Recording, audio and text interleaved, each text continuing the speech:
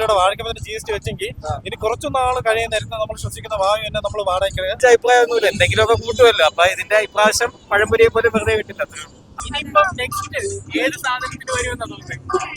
പഴംപൊരിക്കൊന്നും അടുത്ത വാടകയായിരിക്കും. നാളെ ഒരു ദിവസം മുള്ളാൻ വേണ്ടി പോയാലും ഞാൻ GST വാങ്ങിക്കും. പിന്നെ നമുക്ക് ഇത് പറഞ്ഞ കാര്യമില്ല.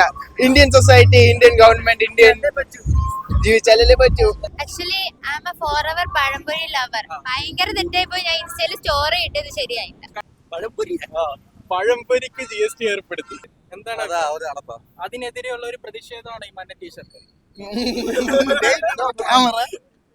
പെടുത്തി ഇച്ചിരി അഡൽറ്റി ഉള്ള സാധനമാണ്. ഇനി തൊട്ട് എത്ര പേര് വെർജിൻ ആയിട്ടിരിക്കുന്നവരോ അവർക്ക് എല്ലാവർക്കും ടാക്സ്. ആരെന്നറിയോ? താങ്കൾ പറയുന്നത് കേരളത്തിൽ ജോലി ഇല്ല. നിക്ക് ചുമ്മാ കേരളത്തിനെ ഇങ്ങനെ അവഹേളിക്കാൻ നടക്കും. GST മുഴുവനായി അംഗീകരിച്ച ഞാൻ പഴംപൊരിക്ക് മാത്രമല്ല നാളെ ജനിക്കാൻ പോകുന്ന കുട്ടികൾക്ക് വരെ ചിലപ്പോൾ വരും. അത് ഉണ്ടാകാതിരിക്കട്ടെ. ഹലോ ഗേസ്, നമ്മൾ ഇന്ന് ഇവിടെ വന്നിരിക്കുന്ന ഒരു പബ്ലിക് ഒപ്പീനിയൻ വീഡിയോ എടുക്കാൻ വേണ്ടിയാണ്. എന്താ സംഭവം എന്നല്ലേ, GST ഏർപ്പെടുത്തിയിരിക്കുന്ന കേസ്. എന്തിന് GST? എല്ലാത്തിനും GST ആണ്. പഴംപൊരിക്ക് GST ഏർപ്പെടുത്തിയിരിക്കുന്നു. ഞാൻ ആരോ ഏട്ടാ. അതെ, പഴംപൊരിക്ക് ഉണ്ണിയപ്പത്തിനൊക്കെ ഇനി മുതൽ നമ്മൾ കഴിക്കണമെങ്കിൽ GST കൊടുക്കണം. നമ്മൾ ജനങ്ങളുടെ ദൈനംദിനം ഉപയോഗിക്കുന്ന ഇതുപോലുള്ള ഭക്ഷണ സാധനങ്ങളിൽ വരെ GST ഏർപ്പെടുത്തിയ ഇനി നമ്മൾ ശ്വസിക്കുന്ന എയറിന് വരെ GST ഏർപ്പെടുത്തുക എന്നാണ് ഇപ്പൊ ആൾക്കാർ ചോദിച്ചുകൊണ്ടിരിക്കുന്നത്. എന്തായാലും നമുക്ക് ജനങ്ങളിലേക്ക് ഇറങ്ങി ജനങ്ങളോട് തന്നെ ഇതിന്റെ ഉത്തരം ചോദിക്കാം. ചേട്ടാ, പഴംപൊരിക്ക് GST ഏർപ്പെടുത്തിയായിരുന്നു. പഴംപൊരിക്ക് GST ഏർപ്പെടുത്തിയായിരുന്നു. പറഞ്ഞില്ലേ? ഇനി മുതൽ പഴംപൊരിക്ക് ഉണ്ണിയപ്പത്തിനൊക്കെ GST ആണ്. ഇതിനെ കുറിച്ച് എന്താ അഭിപ്രായം? വേണ്ടതുള്ള ഒരു അഭിപ്രായമാണ്. സാധാരണക്കാർക്ക് എന്താ ഉപയോഗം? ഈ പഴംപൊരിക്ക് വരെ GST വരുന്നത്. ഇനിയിപ്പോ ഏതിന് GST വരുമെന്ന് ഏട്ടന്? ഇപ്പം നമ്മളിവിടെ കിടക്കുന്നതിന് GST കൊടുക്കേണ്ടി വരും. കിടക്കുന്നതിനും ഭരിക്കുന്നതിനും ബാക്കിയുള്ള കാര്യങ്ങൾ എല്ലാത്തിനും GST കൊടുത്തോണ്ടിരിക്കാൻ അല്ലാതെ ഒരു നിവൃത്തിയില്ല. അത് ഇല്ലാതാക്കുക എന്താ മാർഗം എന്നുള്ളത് നോക്കണം.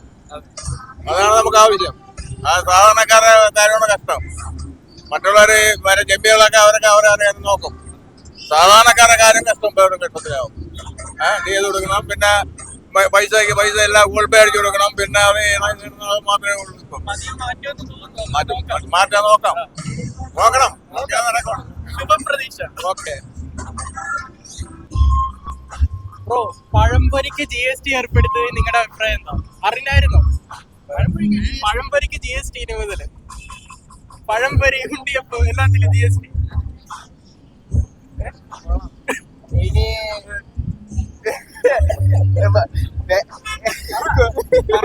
പറയൂ. റോ മെറ്റീരിയലിന് എല്ലാത്തിനും GST ഉണ്ടല്ലോ. ഈ പഴംപൊരി പോലുള്ള സാധനങ്ങൾക്ക് ഏർപ്പെടുത്തുന്നതിൽ എന്താ അഭിപ്രായം? അവരും കൂടെ ജീവിക്കട്ടല്ലേ, വാങ്ങിക്കാതിരിക്കാം. ആർക്ക് ജീവിക്കാം? നാളെ ഒരു ദിവസം മുള്ളാൻ വേണ്ടി പോയാലും ഞാൻ GST വാങ്ങിക്കും. പിന്നെ നമുക്ക് ഇത് പറഞ്ഞ കാര്യമില്ല. Indian society, Indian government, Indian ജീവിച്ചാലേ പറ്റൂ. ഇനിയിപ്പോ ഏതിന് GST ഏർപ്പെടുത്താൻ ചാൻസ് ഉണ്ടെന്ന് പ്രവചിക്കും? ഇനി ചിലപ്പം നാളെ ഒരു സെൻട്രൽ ഫ്രഷ് വാങ്ങിക്കുവാണെങ്കിൽ അതിന് ഒരു 50 പൈസ GST.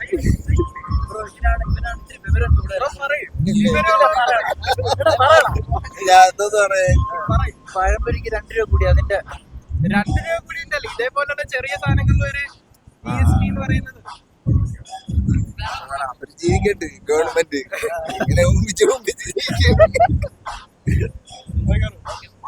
പഴംപൊരിക്ക് GST ഏർപ്പെടുത്തിയായിരുന്നു. പഴംപൊരിക്ക് GST ഏർപ്പെടുത്തിയായിരുന്നു. എന്നാ പഴംപൊരിക്ക് വരെ GST ഏർപ്പെടുത്തി ഈ ആഴ്ച തൊട്ട്. ഇതിനെ കുറിച്ച് എന്താ അഭിപ്രായം?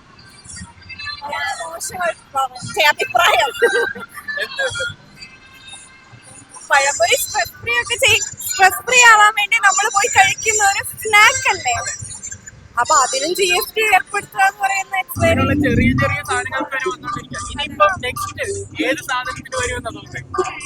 പഴംപൊരിക്കൊന്നും അടുത്ത വാടകയായിരിക്കും. വടക്കേക്ക് വരുന്നുണ്ടോ? ടൈപ്പ് വരുന്നുണ്ടോ എന്തോ. നമ്മുടെ വിക്സ് മുട്ടായി ഇല്ലേ, 1 രൂപന്റെ, അതിന് വരുമോ ഒന്നും നോക്കാം.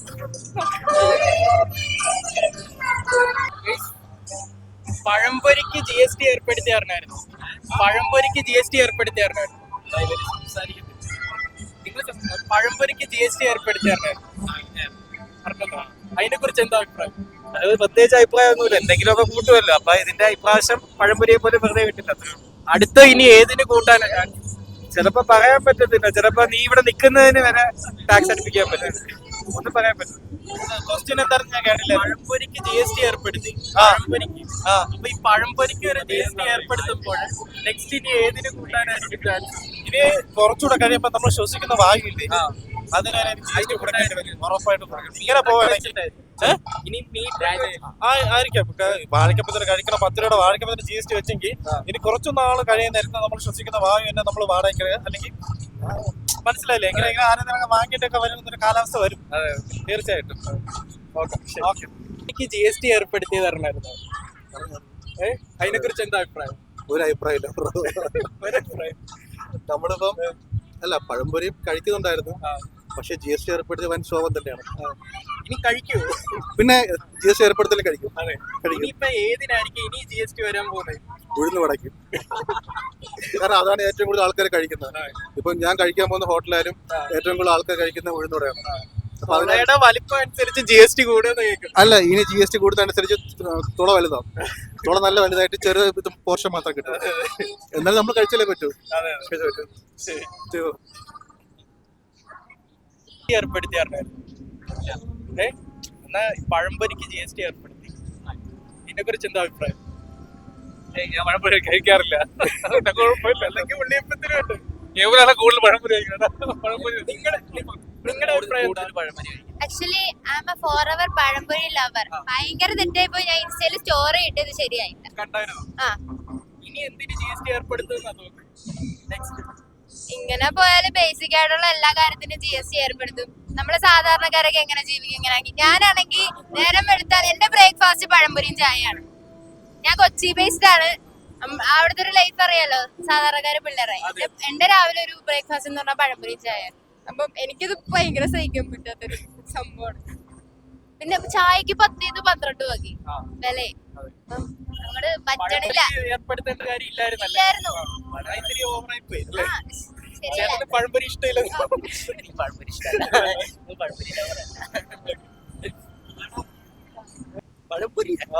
പഴംപൊരിക്ക് GST ഏർപ്പെടുത്തി. അപ്പൊ ഇതിനെ കുറിച്ച് എന്താണ് അഭിപ്രായം? അൽഫാം കഴിക്കാൻ പോയ ഫുഡ് ഐറ്റംസിന് GST ഒഴിവാക്കാൻ പറ. അതൊക്കെ പോട്ടേന്ന് വെക്കാം. പോയിട്ട് അടിച്ചു. പഴംപൊരിക്ക് വരെ GST വന്നു. അപ്പൊ ഇതിനെ കുറിച്ച് എന്താണ് അഭിപ്രായം? ഒരഭിപ്രായം യാതൊരു കാര്യം. GST ചെറിയ 15% GST. പക്ഷെ എന്നാലും ഇതേപോലുള്ള ചെറിയ സാധനങ്ങൾക്ക് വരെ പഴംപൊരിക്ക് GST വന്നെന്ന് പറഞ്ഞാൽ ഇനി വാട്ട് ടാക്സ് എന്നുള്ളതാണ്. ഇപ്പം GST ഇല്ലാത്ത എന്തിനാണെന്ന് പറയാം. എന്തിനാണ്? എന്താണ് ഒന്നുമില്ലേ? ഗുഡ്സ് ആൻഡ് സർവീസ് ടാക്സ് ഇല്ലാത്തത് നമ്മള് മറ്റേ കല്യാണത്തിനൊക്കെ കൊടുക്കൂലേ? കല്യാണത്തിനൊക്കെ ഗിഫ്റ്റ് കൊടുക്കൂലേ? ഗിഫ്റ്റിന് മാത്രമേ ഉള്ളൂ GST ഇല്ലാതെ. ബാക്കി എല്ലാത്തിനും GST ഉണ്ട്. ഗിഫ്റ്റിംഗ് ടാക്സ് ഇല്ല. ആധികാരികമായ ക്യാമറ കണ്ടല്ലേ ഇരിക്കട്ടെ.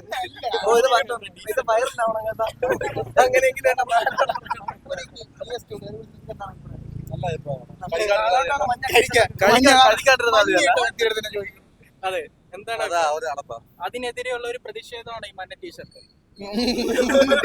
ക്യാമറ പെടുത്തി ഇപ്പൊ അതിന് പ്രതിഷേധമൊന്നുമില്ല.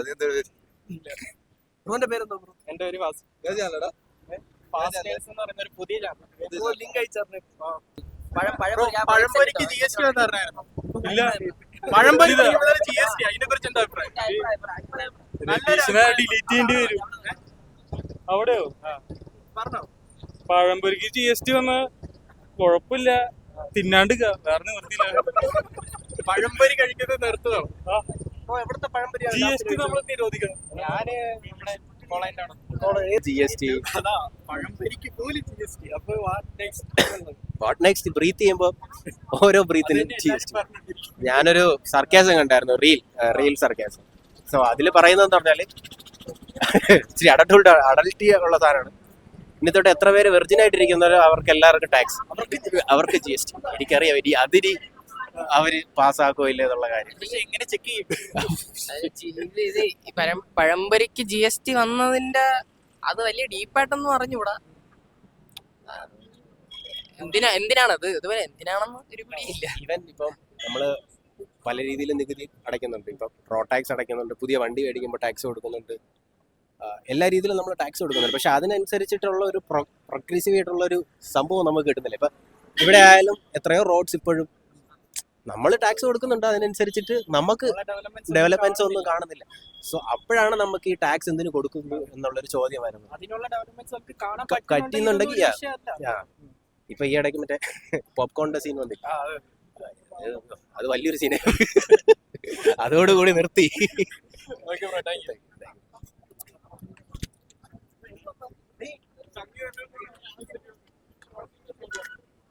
ചേട്ടാ, പഴംപൊരിക്ക് GST ഏർപ്പെടുത്തി അറിഞ്ഞായിരുന്നു, ഇതിനെ കുറിച്ച് എന്താ അഭിപ്രായം? പഴംപൊരിക്ക് മാത്രല്ല, ആ. ഇനി നാളെ ആ. ഇവിടെ ജീവിച്ചു പോകുന്ന മനുഷ്യനും നാളെ ജനിക്കുന്ന കുട്ടികൾക്ക് വരെ GST ഉൾപ്പെടുത്തുന്ന കാര്യത്തിൽ യാതൊരു തർക്കവുമില്ല. അങ്ങനെയായി മാറിക്കഴിഞ്ഞു. ഈ ചെറിയ ചെറിയ ഈ സാധനങ്ങൾക്ക് വരെ ഏർപ്പെടുത്തുന്നു. അതിപ്പം സാധാരണക്കാരനൊക്കെ വലിയൊരു ബുദ്ധിമുട്ടിലായിട്ടല്ലേ? ഞാൻ അതുകൊണ്ടാണ് പറഞ്ഞത്, നാളെ ജനിക്കുന്ന കുട്ടിക്ക് വരെ ഉൾപ്പെടുത്തുന്നെങ്കിൽ കുട്ടി ചെറുതാണല്ലോ. അതെ അതെ. അപ്പൊ വലുതായി വരുന്ന സാധാരണക്കാരന്റെ അവസ്ഥ എന്തായിരിക്കും? ഇനി വേറൊരു കാര്യം കൂടെ മനസ്സിലാക്കാം, GST അത് മാത്രമല്ല, ടോളിന്റെ ഒരു കേസ് വന്നിട്ടുണ്ട്, അറിയാലോ. ഇപ്പൊ വരുന്ന നമുക്ക് ഭയങ്കര റോഡൊക്കെ വരുന്നു, ടോള് വരുന്നുണ്ട്. മിനിറ്റിനാണ് ടോൾ നമ്മൾ കൊടുക്കേണ്ടി വരുന്നത്. സാധാരണക്കാരന്റെ നടുവ് ഒടിഞ്ഞുകൊണ്ടിരിക്കുകയാണ്. ആ കാര്യത്തിൽ യാതൊരു തർക്കമില്ല. ഇവിടെ ജീവിക്കാൻ പറ്റാത്ത അവസ്ഥയിലോട്ടായിക്കൊണ്ടിരിക്കുക. അതെ, നമുക്ക് വല്ല ദുബൈയിലോ അബുദാബിയിലോ പോകേണ്ട ഒരു അവസ്ഥയിലേക്ക് മാറിക്കൊണ്ടിരിക്കുകയാണ്. ഇവിടെ ജീവിക്കാൻ പറ്റാത്ത എന്ത് അവസ്ഥയുള്ളത്? അല്ല, എല്ലാ സാധനങ്ങളും അഭയം ഞാനും ഡിഫറെന്റ് കോൺസെപ്റ്റാണ്. ഈ ജീവിക്കാൻ പറ്റാത്ത സാഹചര്യം നമ്മുടെ കേരളത്തിൽ എന്താ ഉള്ളത്? അതായത് സാധനങ്ങൾക്കെല്ലാം വില കൂടുന്നു, പക്ഷെ നമുക്ക് സാധനങ്ങൾക്ക് ലോകത്ത് എവിടെയാ വില കൂടാതുള്ളത്? അതല്ല, പക്ഷെ അല്ല, നമ്മുടെ ഇന്ത്യ ജീവിത ലോക- നിലവാരം ഉയരുന്നില്ല. സാധനങ്ങൾക്ക് എവിടെ വില കൂടുതലാണ് ചോദിച്ചു. നമുക്കൊന്ന് നാവറുകളിൽ പോവാം.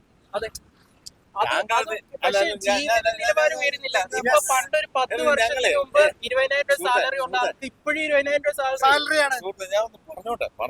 നമ്മളെ ഈ ലോകം മാറിക്കൊണ്ടിരിക്കുന്നു, ഇന്ത്യ മാറിക്കൊണ്ടിരുന്നു, കേരളം മാറിക്കൊണ്ടിരിക്കുന്നു. തമിഴ്നാട് മാറുന്നില്ലേ?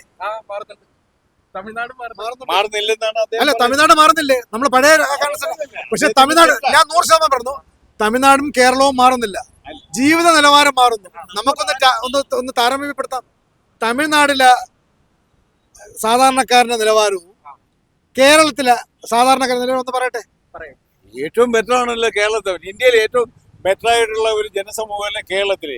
വിദ്യാഭ്യാസപരമായി, ആരോഗ്യപരമായി, ഈ സാംസ്കാരികപരമായിട്ട് കേട്ടാൽ നമ്മൾ തന്നെയാണ് ഒരു കാര്യം കേരളത്തിൽ. ചോദിക്കട്ടെ? ഇന്ത്യയിൽ വിദ്യാഭ്യാസ രംഗത്ത് ഇദ്ദേഹം കോൺഗ്രസ് അല്ലല്ല, കോൺഗ്രസ് ഇവിടെ രാഷ്ട്രീയമല്ല. വിദ്യാഭ്യാസ രംഗത്ത് കേരളത്തിലെ കുട്ടികൾ ഇന്ന് എവിടെയാ പോകുന്നത്, ആശ്രയിക്കുന്നത്? എല്ലാരും വിദേശത്തോട്ട് പോവാണ്. ആണല്ലോ. നിങ്ങളൊരു ചെറുപ്പക്കാരനാണ്, നിങ്ങളോട് ചോദിക്കുകയാണ് ഞാൻ, ഇന്ന് കേരളത്തിലെ വിദ്യാഭ്യാസത്തിനെ കുറിച്ച് എന്താണ് അഭിപ്രായം? വിദ്യാഭ്യാസം ഭയങ്കര പുരോഗതി എന്നാണ് പുള്ളി പറയണം. ഇന്ന് കേരളത്തിലെ കുട്ടികളെല്ലാം പോകുന്നത് വിദേശ രാജ്യങ്ങളിലേക്ക്. കാര്യം ജോലിയില്ല, ജോലി കിട്ടുന്നില്ല. വിദ്യാഭ്യാസം ഒരു ഡോക്ടറായി വരാൻ കേരളത്തിൽ എത്ര രൂപ വേണം? നല്ലൊരു പൈസ. ഇപ്പൊ നമ്മൾ ഓരോന്ന് കേരളത്തിൽ ജോലിയില്ല. 40 ലക്ഷം പേര് ഇന്ത്യയിലും മറ്റുള്ള സംസ്ഥാനത്തിലും കേരളത്തിൽ ജോലി ചെയ്തിട്ടാണ് അവര് ജീവിക്കുന്നത്. ആരെന്നറിയോ? അപ്പൊ താങ്കൾ പറയുന്നത് കേരളത്തിൽ ജോലിയില്ല. ശരി, ഇല്ല. ഇനി Yes. നിക്ക് ചുമ്മാ കേരളത്തിനെ ഇങ്ങനെ അവഹേളിക്കാൻ നടക്കട്ടെ. കേരളത്തെ അവഹേളിക്കുക. കേരളത്തിൽ എന്താണ് വിദ്യാഭ്യാസത്തിന് കേരളം വിദ്യാഭ്യാസം ഉള്ളത് കൊണ്ടാണ് ലോകത്ത് നമ്മൾ എവിടെയും പോയി ജോലി ചെയ്യുന്നത്, അല്ലേ? അതെ. ഒരു മിനിറ്റ്, പുള്ളി പറഞ്ഞത് എന്താണ്? എന്താ പറഞ്ഞത്? വിദ്യാഭ്യാസം നല്ല രീതിയിൽ കൊടുക്കും. കേരളത്തിൽ 40,000 പേരോ 40 ലക്ഷം പേരോ ജോലി എന്ന് പറയുന്നത്, ആ ജോലി എന്നായിരുന്നു അറിയോ? അത് ഞാൻ പറഞ്ഞുതരാം. കേരളത്തിലെ ഒരു മിനിറ്റ്, കേരളത്തിൽ ഏറ്റവും കൂടുതൽ ജോലി ചെയ്യുന്നത് ബംഗാളികളാണ്. ശ്രദ്ധിച്ചേട്ടോ? അല്ല, ഞാൻ പറയുമ്പോൾ മനസ്സിലാക്കി, ബംഗാളികളാണ്. അതായത് ഇദ്ദേഹം പറഞ്ഞതുപോലെ പണ്ട് പശ്ചിമ ബംഗാളില് ഇദ്ദേഹം പറഞ്ഞത് ഇദ്ദേഹത്തിന്റെ പാർട്ടിക്കാരെ ഏരിയ സെക്രട്ടറിമാരും ബ്രാഞ്ച് സെക്രട്ടറിമാരും ഇന്ന് കേരളത്തിൽ വന്ന് പൊറോട്ട ഒരു മിനിറ്റ് ഞാൻ പറയട്ടെ. ഇവിടെ പൊറോട്ട അടിക്കുക അങ്ങനെ 40 ലക്ഷം പേർക്ക് അല്ല നിക്ക് അല്ല അയാൾ അദ്ദേഹം ഒരു അഭിപ്രായം ചോദിച്ചോളൂ. നിങ്ങൾ എന്തിനാണ് ഇങ്ങനെ violent ആവുന്നത്? ജനങ്ങളുടെ അഭിപ്രായം മോൻ ഇവിടെ വന്ന് നമ്മൾ അവളെ ചോദിക്കുന്നത് തന്നെയാണ് കേരളത്തിലെ പുരോഗതി. അത് തന്നെയാണ്. അല്ല, ഞാൻ പറയട്ടെ, എനിക്ക് പറഞ്ഞുതരാം. ഇനി വിദ്യാഭ്യാസം, ഈ വിദ്യാഭ്യാസം എന്ന് പറയുന്നത് ഞാൻ പറഞ്ഞ പോലെ കസാഖിസ്ഥാനിലും ഉസ്ബെക്കിസ്ഥാനിലും അതുപോലുള്ള രാജ്യങ്ങളിൽ പോയിട്ട്, റഷ്യൻ പോലുള്ള രാജ്യങ്ങളിൽ പോയിട്ട് അവിടുന്ന് വിദ്യാഭ്യാസം നേടി ഇവിടെ വന്ന് ജോലിക്ക് വരുന്നു. അവൻ ഈ മുടക്കിയതിന്റെ കാശ് കിട്ടുന്നില്ല അവന്. ഒന്ന്. രണ്ട്, കേരളത്തിൽ ജോലിയുണ്ട്, ഇല്ലെന്ന് പറയുന്നില്ല. പൊറോട്ട അടി, ഹോട്ടലിൽ നിൽക്കാം. ഇത് ആർക്കാണ് ജോലിയാണ്. ഈ ജോലി ബംഗാളിലില്ല. യെസ്, അല്ല. അയ്യോ, പണ്ട് കമ്പ്യൂട്ടറിനെ എതിർത്തവരാണ്. ട്രാക്ടർ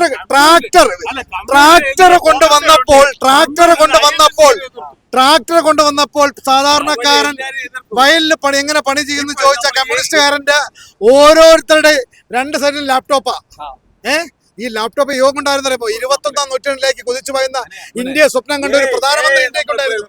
ഒരു ഇന്ത്യ നമുക്ക് എതിർക്കേണ്ടി വരുമ്പോ എതിർക്കൂല. ഓക്കെ, ഇവിടെ ഒരുപാട് തൊഴിലവസരങ്ങൾ പോകും. അപ്പൊ ചിലപ്പോ നമ്മൾ എതിർത്താന്നിരിക്കും. നാളെ ചിലപ്പോ നമുക്ക് അംഗീകരിച്ചത് ഇപ്പോ വരുമ്പോ എന്താ സംഭവിക്കുക? വരുമ്പോ നമ്മുടെ ജോലികളുടെ ഭാരം കുറയ്ക്കാനും പറ്റും. ജോലികളുടെ ഭാര്യല്ല, മനുഷ്യൻ ജീവിക്കുക എന്നുള്ളതാണ് പരമപ്രധാനം ആണല്ലോ.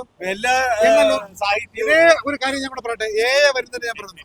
പണ്ട് നമ്മൾ കൊയ്യും വയലെല്ലാം നമ്മൾ പങ്കളിയെന്ന് പാടിയ ഒരു പാർട്ടിയാണ് ഇവരുടേത്, അറിയാലോ. അപ്പം ട്രാക്ടറെ കൊണ്ടുവരാൻ വേണ്ടി ഒരു തീരുമാനം എടുത്തപ്പം ട്രാക്ടറിനെതിരെ സമരം ചെയ്തു. കമ്പ്യൂട്ടർ വന്നപ്പോ കമ്പ്യൂട്ടർ എല്ലാം തല്ലി പൊളിച്ചു. ഇന്ന് അവരുടെയൊക്കെ 2 AKG സെന്ററിലെല്ലാം കമ്പ്യൂട്ടറാ അല്ലേ? ഇന്ന് കമ്പ്യൂട്ടർ യുഗമല്ലേ? അത് രാജീവ് ഗാന്ധി സ്വപ്നം കണ്ടതാ. ഇന്ത്യയുടെ ഒരു പ്രധാനമന്ത്രി 21ാം നൂറ്റാണ്ടിലേക്ക് കുതിച്ചു പോയെന്ന ഇന്ത്യയെ സ്വപ്നം കണ്ട ഒരു മഹാനായ മനുഷ്യനുണ്ടായിരുന്നു. ഇന്ന് തെങ്ങ് കയറ്റക്കാരന്റെ കയ്യിലും പിന്നെ മൊബൈലാ. ഇന്ന് അല്ല, നിങ്ങൾ സംസാരിക്കും, നിങ്ങൾക്ക് മറുപടിയില്ല. അല്ല, താങ്കൾ ആഗ്രഹിക്കുന്നത് അതായത് ഇപ്പോഴ് എനിക്കൊരു ഒപ്പീനിയൻ. മോനെ ഒരു മിനിറ്റ് പറഞ്ഞോട്ടെ. മോനെ പ്രായം കുറഞ്ഞ ഒരാളാണ്. മോനെ, ഈ രാജ്യം ഞാന് ജനിച്ചു വന്ന, എനിക്ക് 65 വയസ്സായി. ഞാൻ ഈ ജനിച്ചു വന്ന ഈ തിരുവനന്തപുരം ജില്ലക്കാരനാണ്. കറണ്ട് കണ്ടിട്ടില്ല. ഞാൻ ജനിച്ചു വരുന്ന സമയം കറണ്ട് കണ്ടിട്ടില്ല. ഞാൻ കെൽട്രോണിൽ ഉദ്യോഗസ്ഥനായിട്ട് റിട്ടയർഡ് ആയ ഒരാളാണ് ഞാൻ. ഓക്കെ, കെൽട്രോൺ എടുക്കണം. ഇദ്ദേഹം പറയുന്നത് എന്താണ്? വയലേലയിൽ പണിയെടുക്കുന്ന സമയം വന്നപ്പോ, ട്രാക്ടർ വന്നപ്പോ അവര് തൊഴിൽ ഞാൻ പറഞ്ഞോട്ടെ, കൺക്ലൂഡ് ചെയ്തോട്ടെ. നമ്മള് സാധാരണ ജനങ്ങൾ വയലേലയിൽ പാടത്ത് പണിയെടുത്ത് ജീവിച്ചിരുന്ന സമയത്ത് കമ്പ്യൂട്ടർ വന്നപ്പോ അവരുടെ തൊഴിലവസരങ്ങൾ നഷ്ടപ്പെടുന്നു. പാടത്ത് പണിയെടുത്തല്ല, ട്രാക്ടർ വന്നപ്പോൾ. അത് കഴിഞ്ഞിട്ട് നമ്മൾ ഓഫീസുകളിൽ പണിയെടുത്തപ്പം ഈ കമ്പ്യൂട്ടർ വന്നപ്പോൾ നമ്മുടെ തൊഴിൽ അപ്പൊ നമ്മൾ തൊഴിൽ സംരക്ഷിക്കുക എന്നുള്ളതാണ് മനുഷ്യന്, നമ്മൾ ജീവിച്ചു പോരുക എന്നുള്ളതാണ്. അതാണ്. അപ്പൊ അതിനെതിരെ സമരം നടത്തിയവരില് CPM ഉണ്ടായിരുന്നു, INTUC ഉണ്ടായിരുന്നു. അത് ചരിത്ര അദ്ദേഹത്തിനാണ്. ഞാനൊരു ട്രേഡ് യൂണിയനിസ്റ്റ് ആയതുകൊണ്ട്, ഞാൻ വളർന്നു വന്നതിൽ ഒരു ട്രേഡ് യൂണിയനിസ്റ്റ് ഞാൻ പറയും. അവിടെ INTUC ഉണ്ടായിരുന്നു, CIT ഉണ്ടായിരുന്നു. അന്ന് BMS ഒന്നുമില്ലായിരുന്നു. ആ സംഭവങ്ങളെല്ലാം ഞങ്ങളെ ഇപ്പൊ ഇവര് വലിയ കമ്പ്യൂട്ടർ, പക്ഷെ കാലങ്ങൾ മാറിയപ്പോൾ കമ്പ്യൂട്ടേഴ്സ് നമുക്ക് ആവശ്യമാണ്, നമ്മൾ സ്വീകരിച്ചു. പാടങ്ങളിൽ ട്രാക്ടർ വന്ന് സ്വീകരിച്ചു. ഇപ്പൊ കേരയിൽ വേണ്ടെന്ന് പറയുന്ന ഈ കേരയിൽ വേണ്ട, ഇവിടുത്തെ പുരോഗതി വേണ്ട, ഒന്നും വേണ്ട. ഇവിടുത്തെ സ്പിരിറ്റ് ഉണ്ടാക്കുന്നത് വേണ്ട. കാരണം അവിടെ കർണാടകത്തിൽ നിന്ന് സ്പിരിറ്റോട് ഈ കതർമാരൊക്കെ തിന്ന് സൂക്ഷിച്ചെടുക്കുന്നത്. സ്പിരിറ്റ് വേണ്ട എന്ന് പറയുന്നതെന്ന് പറഞ്ഞാൽ നമ്മൾ സ്പിരിറ്റ് കൊണ്ട് മദ്യമല്ല ഉണ്ടാക്കുന്നത്. നമ്മൾ സ്പിരിറ്റ് കൊണ്ട് ഒരുപാട് കാര്യങ്ങൾ വേണം. അതെല്ലാം ഈ കർണാടകത്തിലുള്ളവനും മഹാരാഷ്ട്രയിലുള്ളവനും ഉണ്ടാക്കി കോൺഗ്രസ് കമ്മീഷൻ ഇദ്ദേഹത്തിന് നേതാക്കൾ കമ്മീഷൻ അതുകൊണ്ട് ഒരു വികസനം വേണ്ട. ഇവിടെ കേരളയിൽ വേണ്ട, ഇവിടെ അറിവിൽ വേണ്ട, ഇവിടെ KFON വേണ്ട, എല്ലാം വേണ്ടെന്ന് ഈ നാടിനെ നശിപ്പിക്കുന്ന ഒരു വർഗം എന്ന് പറഞ്ഞാൽ ഈ കതർധാരികളാണ്. ഇനി ഒരേ ഒരു പ്രസ്ഥാനം കോൺഗ്രസ് ആണ്. ഇപ്പൊ ഡൽഹിയിൽ ഇലക്ഷൻ നടന്നല്ലോ, അവിടെ ഇന്ത്യ മുന്നണി എന്ന് പറഞ്ഞാൽ ആ കോൺഗ്രസ് ആണ് അവിടുത്തെ ഇന്ത്യ മുന്നണി നശിപ്പിക്കുന്നത്. എല്ലാം ഈ കോൺഗ്രസ് ഒന്നും BJP-യെക്കാളും ഇന്ന് ഇന്ത്യയിൽ ഏറ്റവും വലിയ അധമ രാഷ്ട്രീയ പ്രസ്ഥാനം. അതപ്പോ പേഴ്സണൽ ഒപ്പീനിയൻ ആണ് രണ്ടുപേരും. അപ്പൊ നമുക്ക് ഇതല്ലാതെ ഇന്ത്യ മുന്നണിയുടെ ഭാഗമാണ് CPM. ഒരു മിനിറ്റ്, പുള്ളി ഇങ്ങനെ പറഞ്ഞല്ലോ, ഇന്ത്യ മുന്നണി ബംഗാളിൽ 35 കൊല്ലം ഭരിച്ച ബംഗാളിലെ കോൺഗ്രസിനെ ആശ്രയിച്ചവർ. ഇനി ഞാൻ അതൊന്നും വിടുന്നില്ല. നമ്മൾ ഇനി അത് വിടും. നിങ്ങൾ അടുത്ത ചോദ്യത്തിലേക്ക് ഇത് രണ്ടുപേരുടെയും പേഴ്സണൽ ഒപ്പീനിയൻ നമ്മൾ മാനിക്കുന്നു. കാരണം ഇപ്പം നമുക്കിപ്പം ഇതിന്റെ ഒരൊറ്റ ചോദ്യത്തിൽ പറഞ്ഞാല് GST ഇപ്പൊ പഴംപൊരിക്ക് വന്നതിനെ അനുകൂലിക്കുന്നു? ഇല്ല, ഒരിക്കലും അനുകൂലിക്കില്ല. അപ്പൊ ഞാൻ പറഞ്ഞത് എന്ത് മാത്രം സത്യമായി സാർ. GST മുഴുവനായി അംഗീകരിച്ച ഞാൻ പരമ്പൊഴിക്ക് മാത്രമല്ല നാളെ ജനിക്കാൻ പോകുന്ന കുട്ടികൾക്ക് വരെ ചിലപ്പോൾ വരും. അത് ഉണ്ടാകാതിരിക്കട്ടെ എന്ന പ്രാർത്ഥനയോടുകൂടി ഞാൻ നിർത്തുന്നു.